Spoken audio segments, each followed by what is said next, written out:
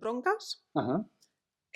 tu pareja o la persona que duerme contigo ha oído que dejes de respirar durante la noche y si tiene hipersomnolencia diurna. O sea, que siente que durante el día se duerme con facilidad. Es un impacto en el día a día, en que los pacientes viven acostumbrados a dormir mal, porque es algo que pasa muy poco a poco. Entonces, como pasa tan poco a poco, no somos conscientes que dormimos mal, simplemente nos hemos acostumbrado a estar durmiendo mal. Pero claro, en el momento que dices, no, esto es dormir, claro, se dan cuenta. Explicando un poquito en qué consiste la apnea obstructiva del sueño, ¿no? Lo que ocurre al final es que cuando se nos colapsa esta vía aérea, deja de llegar oxígeno al cerebro. Claro. Y las fases que deberíamos estar cumpliendo del sueño, que son varias y vienen todas escalonadas, cuando el cerebro no recibe su oxígeno, dice, gente, despertemos, que nos estamos ahogando. Entonces la persona se despierta, no conscientemente. Cuando uno tiene apnea, ¡ah!, hace como así, pero no hay un despertar consciente, sino que cada minuto, cada 2 minutos, 2 veces al minuto a veces, esa persona está activando su cerebro y se está despertando. Wow. ¿Eso qué conlleva? Que los órganos que durante el sueño deberían estar en stand-by, descansando, el sistema inmune recuperándose, la memoria haciendo un filtrado de qué me quedo, qué borro, no ocurre, porque estamos cada minuto, depende de la gravedad, ¿no? Cada minuto, cada 2, cada 10, despertándonos, despertándonos. Y eso es lo que da la fatiga, la hipersomnolencia después por la mañana. Claro. Las consecuencias de que un niño tenga apnea del sueño son graves, ¿no? Igual que la del adulto, pues puede ser un ictus, puede ser enfermedades cardiovasculares. En los niños normalmente está muy ligado a una alteración del desarrollo cognitivo y también a una alteración de su desarrollo físico, porque al final durante el sueño ese niño va a estar segregando la hormona del crecimiento. Por lo tanto, si ese niño no duerme bien, no va a estar desarrollándose como toca. ¿Qué mensaje les gustaría dar a una persona que escucha esto y dice, por primera vez en mi vida nunca pensé que un odontólogo pudiera estar haciéndome la alerta de, uy, quizás estoy durmiendo mal?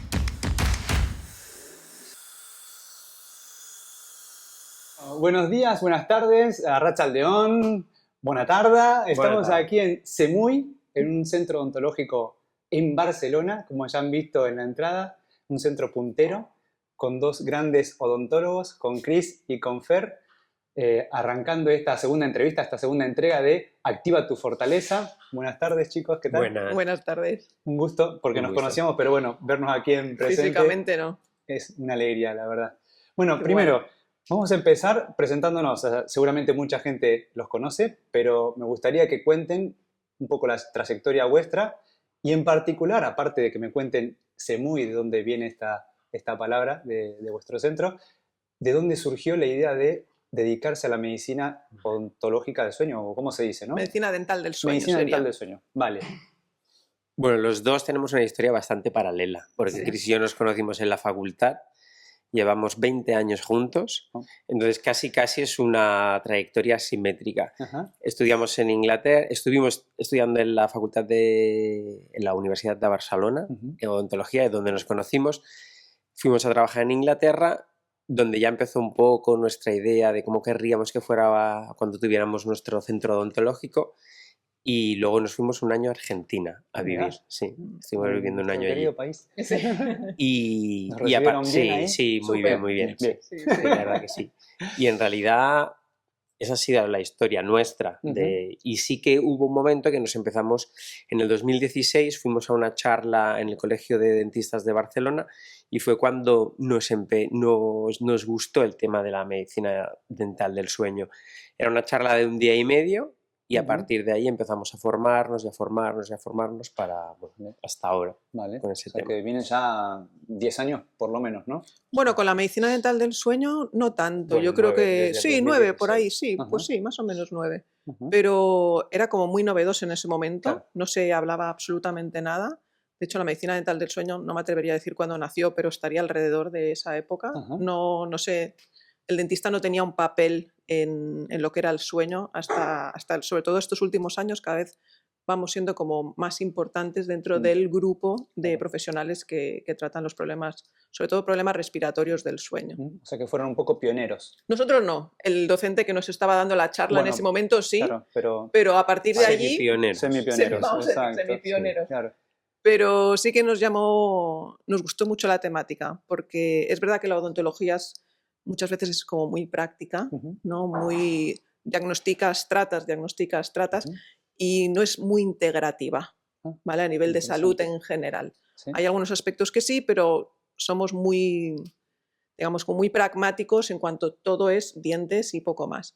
Y en cambio la medicina dental del sueño ves mucho más allá del paciente, lo interrelacionas con otras patologías, salud, Hábitos también. Hábitos. Hábitos. también. Sí, es como que al final la medicina dental del sueño es una parte más médica. Claro, Sí. claro. Y entonces, Hacen esa- una especie de zoom out de la, sí, de exacto, la del odontología diente, y ya sí. ven Es como una que visión dentro de la integral. medicina dental del sueño el diente es lo de menos. Claro. O sea, sí, Sí. Está muy bien, está genial la explicación. sí. Y la palabra semui Sí, proviene, a Cristina y a mí no queríamos poner ningún nombre propio en la clínica, y es una palabra de origen budista japonés, que quiere decir que las decisiones que uno toma sean en beneficio de los demás. Y escuchamos esa palabra y nos gustó, y fue cuando dijimos, bueno, vamos a poner este qué nombre bueno, para la o sea, clínica. Sí. Y es más, tiene mucho que ver con esto que están diciendo, esa visión más integral, Sí. ¿no? Bueno, Ah, pensamos, al final, sobre todo el mundo dental, más que el mundo de la medicina, se enfoca a veces mal, ¿no? Cuando hablamos en términos privados. Y queríamos que quedara claro, nadie lo sabe lo que significa semui, nos lo preguntan, pero nadie sabe, pero al menos la filosofía de la clínica es que las decisiones que tomamos es para el beneficio del otro, no para el beneficio ni del negocio, ni de Claro. proyectos que tengamos a nivel formativo, Claro. ni ningún otro motivo que lo que mejor le convenga al Claro, paciente o sea, en lo este que caso. se suele decir, centrado en la Exacto. atención al paciente, ¿no? Sí. Vale, genial. Y, bueno, un poco lo han contado, pero ¿qué fue eso que los despertó de decir, vamos a dedicarnos a la medicina Dental dental del del sueño? Yo creo que a veces, Específicamente algo habrá sido que los haya llamado la atención. yo creo que a veces los dos tenemos una vocación quizá dentro de la odontología médica, Ujú. y el hecho de que la odontología te centre mucho en el diente te aparta un poco a veces de esa visión global, sistémica del paciente. Y es como que te quitas esa espinita de no haber hecho medicina, porque en España no podemos, Claro. la odontología está separada de la Ujú. medicina, y entonces te centra un poco en esa visión sistémica, en esa visión integrativa del paciente que no te ofrece la odontología. Claro. Y era un poco mira qué tema más interesante. Y que luego es verdad que dentro de la odontología nosotros vemos un rango muy amplio de pacientes. No es solo pacientes como puede ver a lo mejor un cardiólogo, que a no ser que tenga un paciente joven con una patología congénita, va a tener un paciente casi siempre de la misma franja de edad. Nosotros vemos desde niños de 2 años hasta abuelos de 90. Entonces, ¿qué hace eso? Que podemos ver franjas muy amplias de edad y hacer diagnósticos precoces muy amplios. Entonces, podemos detectar problemas sistémicos tanto en niños, adolescentes, adultos o ancianos. Claro. Entonces, esa parte a veces es la que nosotros cuando damos la clase de la apnea al sueño, les comentamos a los alumnos, nuestra función también ahí es hacer un poco un control, el decir, oye, Ajá. ya que tenemos esta obligación sanitaria de controlar que los pacientes estén sanos, mirar un poco todo, no Claro. solo la boca, sino a lo mejor un paciente nunca se le ha ocurrido pensar que tengo un problema del sueño, pero desde la parte odontológica nosotros tenemos pequeños inputs Ajá. que podemos ir atando, al final no es como un juego, vas teniendo pequeñas pistas Claro. porque nada es un hecho causal, simplemente son la unión de varias cosas que te hacen sospechar. Pues en ese diagnóstico de sospechas cuando nosotros a veces actuamos y ya aprovechamos o derivamos al paciente o le comentamos. ¿Y cómo, a ver, para ubicarnos, para que la gente se ubique, ¿cuáles son los aspectos que cubre la medicina dental del sueño? Porque, claro, puede ser muy amplio o No es no tan sé amplio cómo, en cómo realidad. lo enfocan. Pues el papel del odontólogo en realidad tiene dos funciones. Dentro de la medicina dental del sueño, que engloba a muchos profesionales, desde otorrino, cirujanos, neurofisiólogos, neumólogos, cirujano maxilofacial, médico de cabecera, nos piden incluso desde la Seguridad Social que aprovechando que a nivel de la población hay cierta cultura a visitarse regularmente con el dentista una vez al año o 2 veces al año, ni que sea solo para la higiene dental, que hagamos 3 preguntas básicas muy rápidas al recibir al paciente para hacer esa detección precoz de una posible, por ejemplo, apnea del sueño. Porque un diagnóstico precoz y en consecuencia, ¿no?, un tratamiento precoz va a alargar la vida del paciente, eso por descontado, pero va a mejorar muchísimo su calidad de vida, ¿no? O sea, esos años que vamos a conseguir que viva, pues van a ser de mejor calidad y con muchos menos handicaps, ¿no? Por ejemplo, una consecuencia muy vinculante a la apnea obstructiva del sueño es un ictus, ¿no? Pues tener un problema cerebrovascular que te puede limitar, por ejemplo, la movilidad, el habla, a lo mejor pues con 55, 60, 65 años, se podría haber prevenido por hacer una terapia de esa apnea del sueño. O sea que el tema de la odontología, digamos, cuando se centran en la parte del sueño, influye mucho en enfermedades crónicas, al fin y al cabo en mejoría, o sea, en reducción de daño y mejoría de vida, ¿no? O sea, bueno, el papel, ya te digo, el primero sería esa detección precoz, que después tú le derivas a un especialista, que es quien va a hacer el diagnóstico y va a decir cuál es la terapéutica mejor para ese caso. Y una cosa, ¿cuáles son estas 3 preguntas o estos 3 puntos que van a detectar? Pues sería roncas, tu pareja o la persona que duerme contigo ha oído que dejes de respirar durante la noche y si tiene hipersomnolencia diurna. O sea, que siente que durante el día se duerme con facilidad. Por ejemplo, si está escuchando esta charla, pues a lo mejor da una cabezadita. Conduciendo, por ejemplo, sería otro caso, en el avión como copiloto, ¿vale? La hipersomnolencia, por eso, aprovecho para decir que está muy vinculada a los hombres. En el caso de mujeres, ha estudiado mucho la apnea obstructiva del sueño en hombres, pero no tanto en mujeres. Y en mujeres la hipersomnolencia no existe como tal. Digamos que ahí el síntoma más común podría ser la fatiga, que sería uno de ellos. Claro. Entre hombres y mujeres, estos factores predictores de posibilidad de diagnóstico precoz no coinciden. Pero en las mujeres se va estudiando cada vez más. O sea que haciendo un día a día de aquí de la consulta, aquí puede entrar una persona no sé, vengo a hacerme la limpieza y ustedes hacen, dentro de su trabajo específico de odontología, hacen una especie de escaneo buscando estas 3 posibles cuestiones, preguntas. Nosotros en el día a día normalmente lo que estamos mirando en los pacientes es, llegan el paciente, se hace una historia clínica y en esa historia clínica ya empiezas a preguntarle medicación.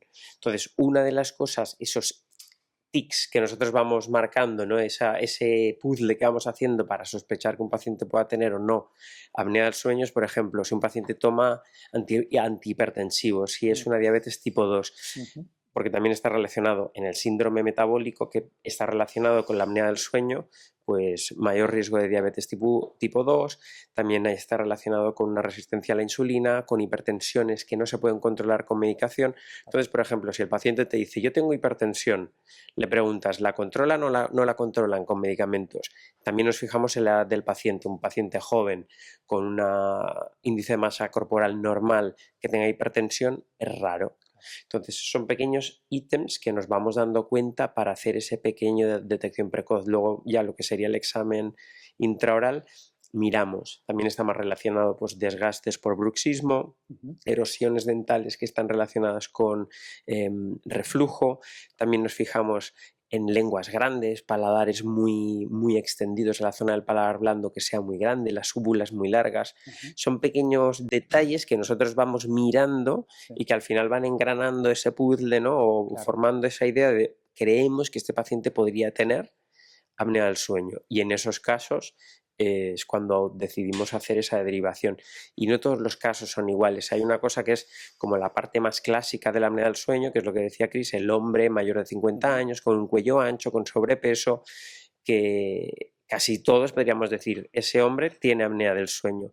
Pero luego están los casos que son más complicados, pacientes jóvenes con un índice de masa corporal bajo, que de golpe tenemos un paciente, por ejemplo, que es muy joven y tiene apnea del sueño, pero no entra dentro de ese diagnóstico clásico de la apnea del sueño. Entonces, esos casos a veces te das cuenta por pequeños detalles que vas viendo. Y esa es quizá la parte que a nosotros nos gusta, esa parte de más médica. ¿Y tienen, supongo, algún protocolo de actuación? O sea, llega el paciente, sospechan esto, me imagino que obviamente se lo comentarán. ¿Y cómo sigue la película de ese paciente para ir mejorando en este aspecto? Bien, el paciente que viene al dentista no viene a hablar de si ronca o no ronca. Claro.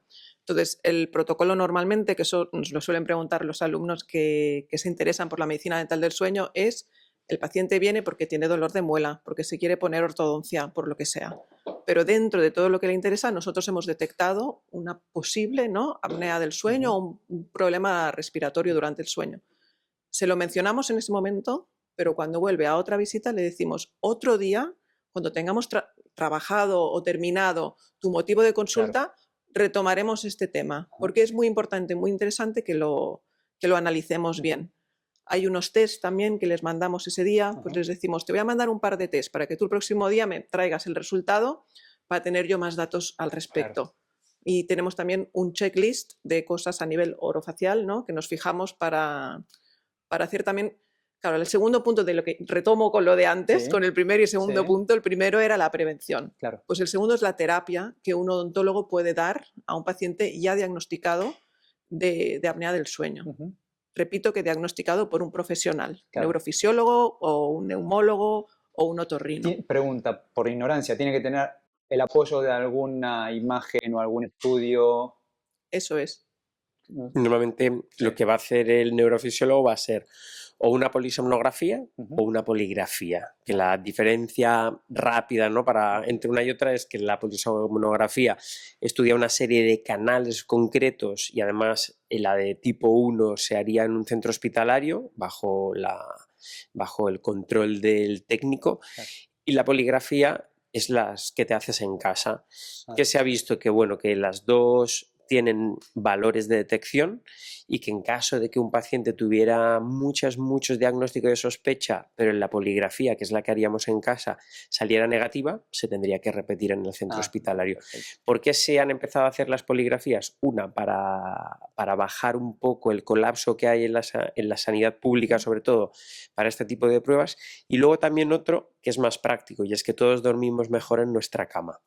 Entonces, a veces pasaba que la gente en los centros del sueño no dormían bien, entonces no tenía tanta precisión, validez, ¿no?, tanta validez en el estudio. Claro, perfecto. Y un poco siguiendo con lo que veníamos hablando antes, cuando yo sigo haciéndome la historia, llega una persona, ustedes lo tratan por el motivo por el que venga, se produce una detección quizás probable, se hace este estudio. ¿Qué le suelen recomendar a esta persona? Bien. Más allá de luego un tratamiento específico, pero en ese periodo quizás está en el momento del diagnóstico, que a veces la persona, me han dicho que quizás tengo tal cosa. En realidad, una vez tengamos el diagnóstico eso ya definitivo, ¿no?, por la polisomnografía, y el médico dice, pues este señor tiene apnea leve, moderada, grave. El gol estándar es uno, ¿no?, que es un tratamiento que es la máquina, la CPAP, que lo que hace es inyectarles aire a presión. Pero en realidad es verdad que la primera medida terapéutica es la pérdida de peso, por ejemplo, es fundamental. En los casos, no como el que comentaba Fer, ¿no?, en pacientes que tenemos de enorme peso, que no necesitan perder peso, pero si tenemos sobrepeso, la primera medida es esa, porque solo con bajar el peso baja la gravedad de la apnea del sueño. Al final, la apnea del sueño está causada sobre todo por factores anatómicos. Hay otros factores funcionales, pero factores anatómicos especialmente. Y lo que ocurre es un colapso de la vía aérea superior, que no tiene ningún soporte óseo. Pues si yo estoy tumbada boca arriba y tengo mucha barriga, o en caso de mujeres, mucho pecho, ¿no?, toda esa presión cae sobre mi vía aérea superior y la obstruye. Si yo libero todo ese peso, esa vía aérea se va a obstruir mucho menos. O sea que esa sería la primera medida, perder peso juntamente con hacer ejercicio físico. Y después hay medidas, por ejemplo, a nivel nutricional, pues no tener ingestas copiosas antes de irte a dormir, no beber alcohol antes de irte a dormir, porque el alcohol al final también es un inhibidor del sistema nervioso central y eso también hace que ese colapso sea mayor. O sea, que podríamos decir que arman una especie de protocolo de Sí. higiene del sueño, como Sí, se sí. explica, ¿no? O sea, perder peso quizás número uno, Sí. Sí. actividad física, claro que encima a veces nos centramos en perder el peso, Claro. pero sabemos Claro, que la masa muscular... No es solo dejar de comer, claro. Exacto. Sí. El problema es que hay pacientes que es otro de los factores que producen la apnea del sueño, el sobrepeso, por este síndrome metabólico, esta resistencia a la insulina. Entonces, a veces se ha de trabajar conjuntamente. Es como que a veces el paciente se siente desesperado porque dice, es que yo ya intento perder peso, hago dietas, pero muchas veces está relacionado con que tiene problemas del sueño. Claro. Y esos problemas del sueño son a su vez los que no le permiten adelgazar. Entonces, por ejemplo, es otra de las cosas que vemos. Pacientes con sobrepeso que han intentado 20.000 dietas durante toda su vida y siempre han estado luchando con ese sobrepeso. Entonces, a veces también se les acompaña a esa pérdida de peso hacer terapias iniciales de la apnea del sueño que a su vez les va a ayudar a perder O sea peso. que un poco concluyendo esta parte, si soy una persona que me cuesta, he probado distintos tipos de dieta, incluso hago un mínimo de actividad física y veo que no tengo esa reducción de peso deseado, quizás sospechar una posibilidad, Sí. problemas de sueño. Sí, sobre todo si le sumas, pues eso, roncador, que a veces solo por el hecho de tener sobrepeso ya roncamos, que alguien haya visto que tienes, que dejas de respirar, y si fuera mujer, pues fatiga, como inflamación de las piernas, hinchación de las piernas, dolor de cabeza por la mañana, eso también sería, porque explicando un poquito en qué consiste la apnea obstructiva del sueño, ¿no? Lo que ocurre al final es que cuando se nos colapsa esta vía aérea, deja de llegar oxígeno al cerebro. Claro. Y las fases que deberíamos estar cumpliendo del sueño, que son varias y vienen todas escalonadas, cuando el cerebro no recibe su oxígeno, dice, gente, despertemos, que nos estamos ahogando. Entonces la persona se despierta, no conscientemente. Cuando uno tiene apnea, ¡ah!, hace como así, pero no hay un despertar consciente, sino que cada minuto, cada 2 minutos, 2 veces al minuto a veces, esa persona está activando su cerebro y se está despertando. Wow. ¿Eso qué conlleva?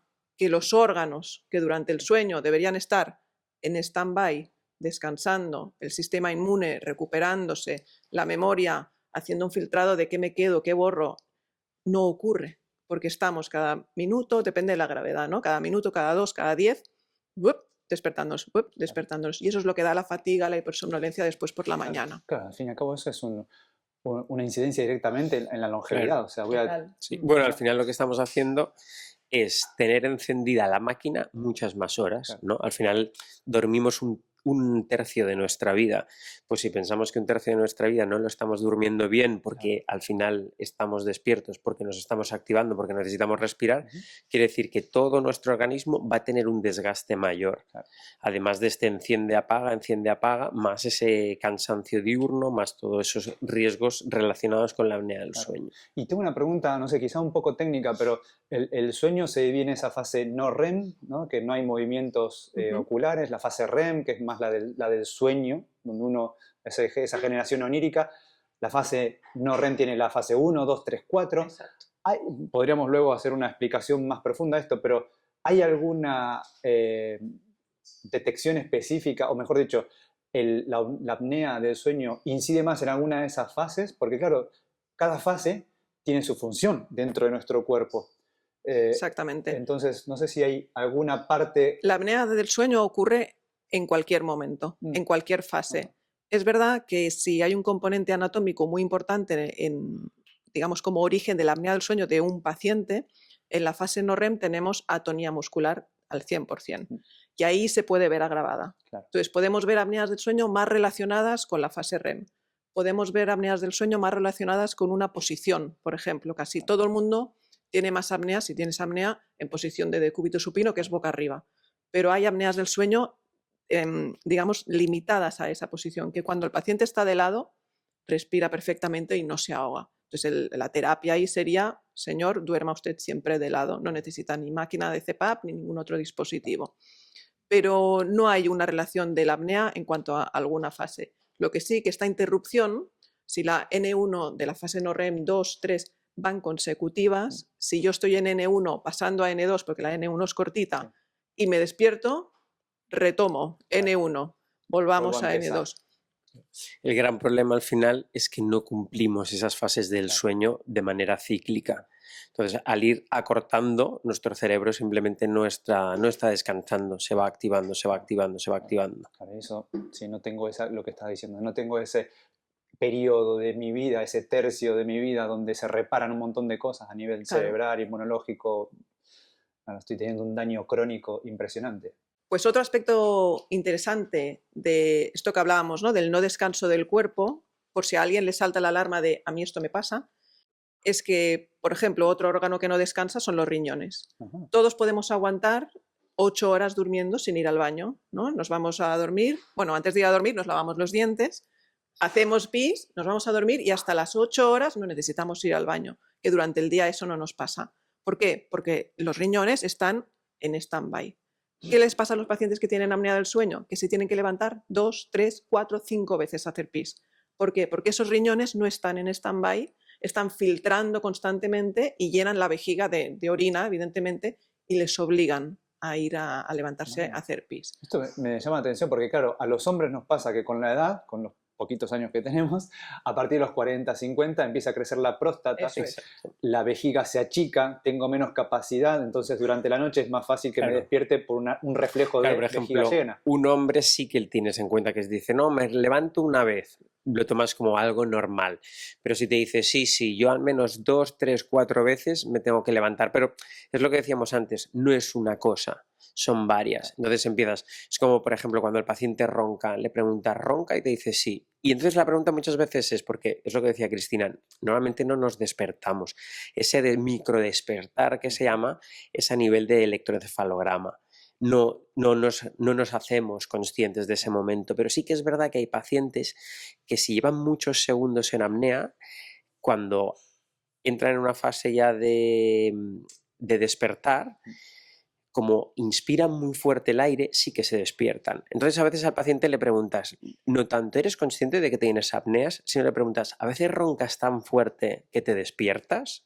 Entonces cuando te dicen, sí, yo alguna vez ronco tan fuerte que me despierto, pues normalmente no nos despertamos con nuestro ronquido, nos despertamos porque hemos cogido un aire tan fuerte, porque llevamos tantos segundos en apnea, que necesitamos recobrar un poco ese aliento. Entonces son esos pequeños detalles que vamos mirando en cada paciente. Es como se dice, uniendo los dots, uniendo los puntos, ¿no? Para ver el mapa completo. Eso es. Y Cristina, me ibas a comentar un tercer punto. No, el segundo punto. Segundo. Estaba el papel del odontólogo, el de prevención, sí. Y el segundo punto, pero la terapia, como insisto, que la decide el neurofisiólogo o el neumólogo, porque el gol estándar sería esta máquina, la CPAP, que decíamos del aire constante, pero si la apnea no es tan grave o el paciente, por ejemplo, no se acostumbra a esta máquina, hay unos dispositivos que es donde el odontólogo puede confeccionarlos, ¿no? Que es, bueno, es como unas férulas que hacemos el dentista para adelantar la mandíbula y así permeabilizar más la vía aérea superior.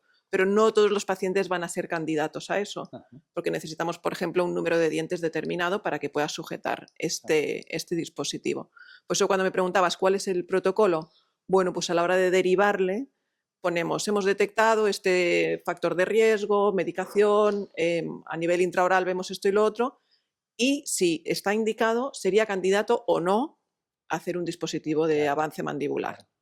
Y eso lo pueden hacer aquí mismo, en la Sí, clínica. sí. Ustedes mismos lo confeccionan, hacen el diagnóstico, me imagino, Sí. y luego terminan confeccionándolo y el Sí, paciente eso es. puede irse con ese tratamiento a casa. Y que por eso quizás el motivo, porque a lo mejor la gente se pregunta, ¿y por qué el dentista tiene un papel dentro de la medicina del sueño?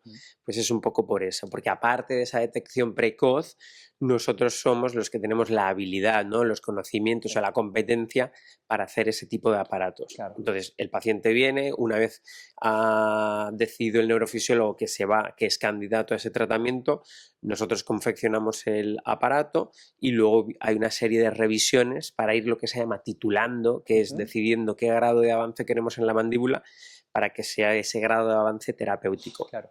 Esto me permite unirlo con el tema de la formación, porque si no me equivoco, ustedes Eso estaban es. haciendo un curso que Sí. One, Two, Sleep, ¿no? Sí, exacto. Sí, Algo así, ¿no? ¿Es sí, así? era así, era así. Y, claro, ustedes son docentes. Me gustaría que la gente también sepa, que los conozca ese aspecto de la odontología, particularmente de ustedes dos. Docentes, pero que a su vez se siguen formando ustedes. Sí. ¿Cómo es esto?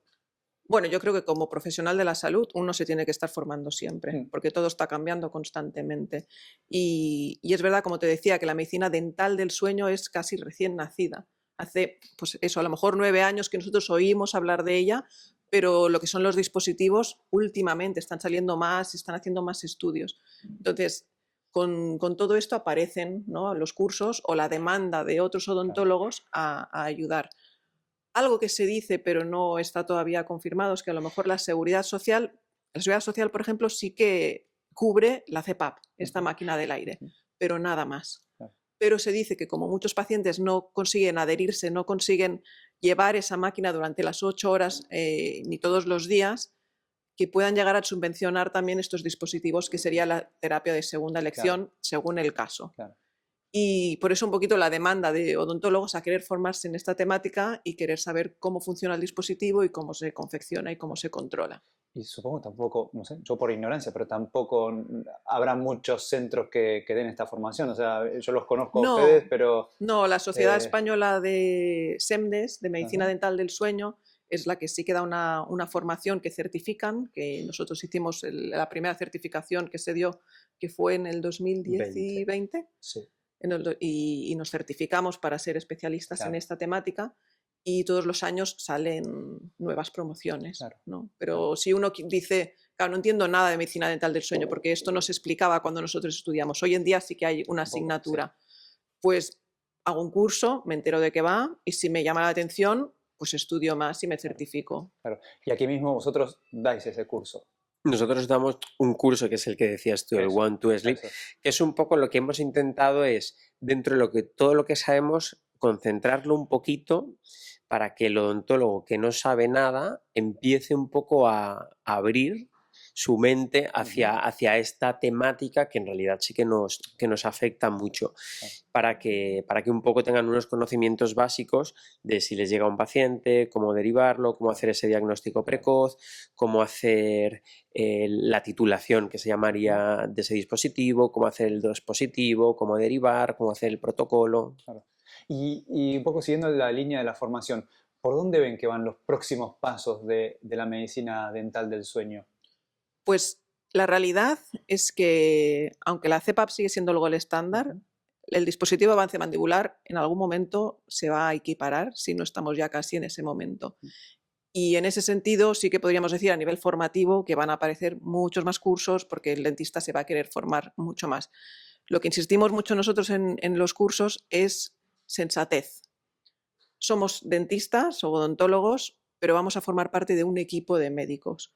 Vamos a ser responsables en ese sentido y no querer enfocarnos solo a roncas, toma un dispositivo. Claro. No, vamos a hacer el diagnóstico bien hecho, que un profesional de los trastornos respiratorios del sueño aconseje a esa persona cuál es la mejor terapia, y si resulta que la mejor terapia es en la que nosotros podemos colaborar, fenomenal. Claro. Y si no, no querer, lo que hablamos de SEMUI, ¿no? Sí, no querer a veces meter el pie en todo. Sino podemos ayudar a la detección precoz, eso está fenomenal, que eso es, ya te digo, es que alargará la vida del paciente y le mejorará esos años que tenga, sino que después, bueno, que podemos colaborar muy bien, pero no querer estar vendiendo siempre algo que nosotros podemos hacer. Y luego, por otro lado, también lo que sí que vemos o creemos que debería ir enfocado es sobre todo, por ejemplo, ortodoncistas, que los ortodoncistas tienen más tendencia a tratar a niños, a que ellos tengan la capacidad también y los conocimientos de hacer el diagnóstico precoz en niños, porque la apnea del sueño no es solo de adultos, entonces los niños también pueden tener apneas del sueño. Explica un poquito más eso, porque creo que la mayoría de las personas que escuchamos de apnea del sueño sí que pensamos en esto que decías hace un rato, ¿no? Una persona quizás obesa, con el cuello ancho, y se nos viene ese prototipo de persona. pero en niños, porque quizás la población general Sí. no lo tenemos en cuenta. En niños normalmente está menos diagnosticado, normalmente la prevalencia pone que es entre el 1 y el 5% de niños que puedan tener apnea del sueño. Lo que pasa es que las consecuencias de que un niño tenga apnea del sueño son graves, ¿no? Igual que la del adulto, pues puede ser un ictus, puede enfermedades cardiovasculares. En los niños normalmente está muy ligado a un desarrollo cognitivo, a una alteración del desarrollo cognitivo y también a una alteración de su desarrollo físico, porque al final durante el sueño ese niño va a estar segregando la hormona del crecimiento. Por lo tanto, si ese niño no duerme bien, no va a estar desarrollándose como toca.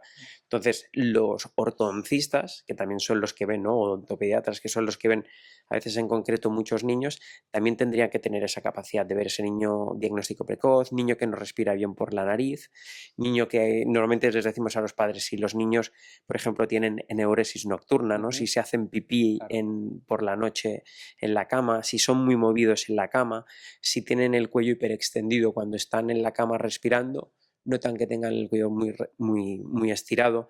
Luego, desde nuestro lado, nuestra exploración intraoral, paladares muy estrechitos, niños que no les caben los dientes, niños que tienden a respirar por la boca, no por la nariz, o degluten de una manera concreta. Entonces, todos esos inputs también hacen, igual que no con el adulto, hay un equipo multidisciplinar, con el niño también. Entonces, parte de ese equipo multidisciplinar con el niño también sería visitarse con un otorrino, visitarse con un neurofisiólogo, visitarse con un logopeda, porque también necesita el niño aprender a respirar bien, aprender a deglutir bien. Claro. Oh, genial. O sea, interesante porque claro, ahora nos suena más, nos parece más, lo vemos más común que los odontólogos están, yo como médico, bueno, también tengo un hermano odontólogo que trabaja aquí, pero esto de ver al odontólogo como uno más del equipo, o el odontólogo estar dentro de un equipo como otorrino, médico de cabecera, fisiólogo, o sea, me parece interesante eso de abrir la mirada, estrechar lazos de trabajo, ¿no? Al fin y al cabo es un equipo, o sea, lo que decías, ¿no?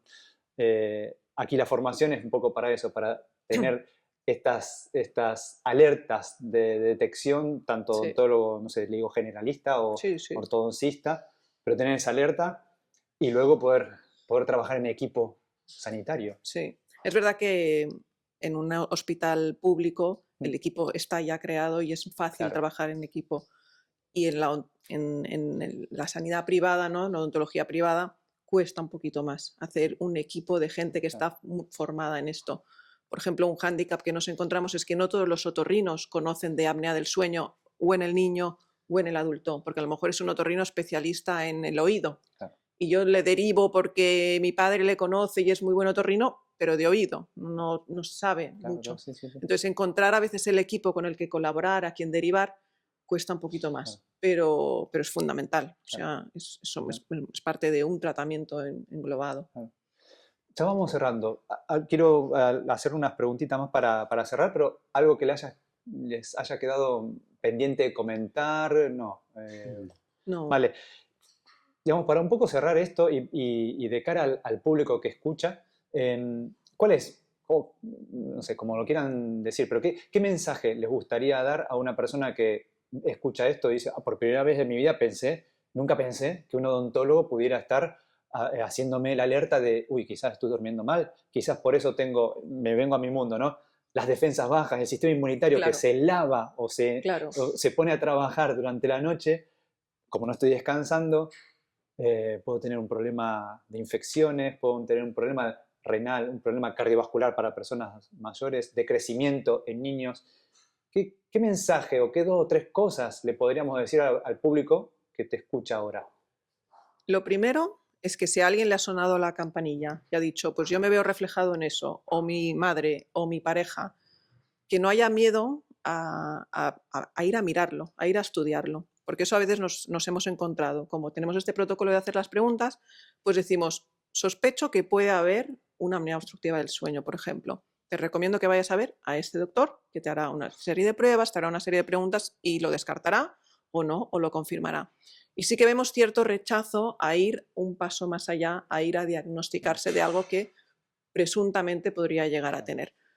Pues no perder ese miedo. Porque si pongamos el caso que sí que fuera a tener apnea obstructiva del sueño, El tratamiento es sencillo, no invasivo, y la mejora en la calidad de vida es inmediata. Por ejemplo, tenemos un paciente, que no sé si lo quieres contar tú, joven, que ya no es pues he prevenido un ictus o he prevenido un infarto dentro de 15 años, que claro, eso no lo vemos, no lo palpamos, no lo sentimos y no le damos la importancia que tiene. Pero sí que noto cambios inmediatos a las 2 semanas de estar tratándose. Es un paciente que lo llevamos viendo desde hace muchos años y casi desde el principio que nosotros empezamos a interesarnos por la apnea, vimos que podía haber algún componente, esta unión de piezas. Y desde hacía muchos años le decíamos, ¿por qué no te miras? Haces una polisomnografía y si tenemos razón, bien, y si no tenemos razón, pues también bien. Y él le decía que no, que él no creía que tuviera apnea del sueño, que él estaba bien, que no tenía ningún problema. Suele haber un poco de reticencia de la persona de querer investigar esa parte. Yo creo que a la gente no le gusta estar enferma. Ese es para mí quizá es la parte que intento entenderlos, porque no es simplemente una negación, a nadie nos gusta estar enfermos, por lo tanto, si no lo miramos, no lo estamos. Entonces sí que nos cuesta a veces un poco, ya no tanto yo creo porque seamos la figura del odontólogo que les está hablando de una cosa del sueño, sino porque es algo como que, bueno, si no lo saben, no está pasando. Y nos cuesta a veces un poco el que ellos den el paso a ir al centro de medicina del sueño a hacer un chequeo. Este paciente insistimos bastante y una vez en una cirugía que le dimos una benzodiazepina para que estuviera un poco más tranquilo, se quedó dormido y durante la cirugía estuvo haciendo muchas apneas, porque nosotros las veíamos en el momento. Entonces, al salir, su mujer lo acompañó porque tenía que volver a casa acompañado y se lo comentamos a la mujer. Y la mujer nos dijo que sí, que él hacía apneas del sueño y que se lo había dicho. Entonces, supongo que concienciamos a la mujer más que a él y la mujer le dijo, te va a tocar ir a hacer una polisomnografía. Pues se hizo una polisomnografía, el diagnóstico fue apnea del sueño severa y al momento le dieron una CPAP. Pues él lo que nos dijo prácticamente al mes, porque lo vimos al mes de la cirugía, que le había cambiado la vida, que simplemente se notaba con muchísima vitalidad, que el hecho de usar la CPAP, de dormir bien, le daba mucha energía, que a él le gustan mucho las motos y el motocross, y que cuando se caía le costaba mucho recoger la moto, porque la tenía que levantar, decía, la tercera vez que levanto la moto y yo ya no puedo más, y que ahora que no, que tiraba como si fuera un chaval. Entonces, en esos casos sí es que es como dices, es lo que decía Cristina, ya no es un impacto directo en algo que no voy a ver porque no voy a saber si voy a tener un ictus o no, no voy a saber si voy a tener una enfermedad cardiovascular o no, o si tendré diabetes tipo 2. Es un impacto en el día a día, en que los pacientes viven acostumbrados a dormir mal, porque es algo que pasa muy poco a poco. Entonces, como pasa tan poco a poco, no somos conscientes que dormimos mal, simplemente nos hemos acostumbrado a estar durmiendo mal. Pero claro, en el momento que dices, no, esto es dormir, claro, se dan cuenta. Wow, impresionante. Sí. Este caso lo dice todo. Sí. Como para cerrar, me parece fantástico. ¿Quieren comentar algo más? ¿Quedó algo pendiente? No. Ha sido un placer enorme. Sí. He aprendido un montón, la verdad. Muchísimas gracias por escuchar. Muchísimas gracias, Chris, por recibirnos. A mí, a Zoe, al equipo. Muchas gracias. Y ojalá que, tengamos algún otro momento para volver a encontrarnos. Claro que sí. Ya saben, aquí tienen al Centro Semuy, a Chris, a Fer y al equipo que hemos estado hace un rato también saludándonos en Barcelona. Un placer, muchas gracias y nos vemos en otra entrega de Activa tu Fortaleza.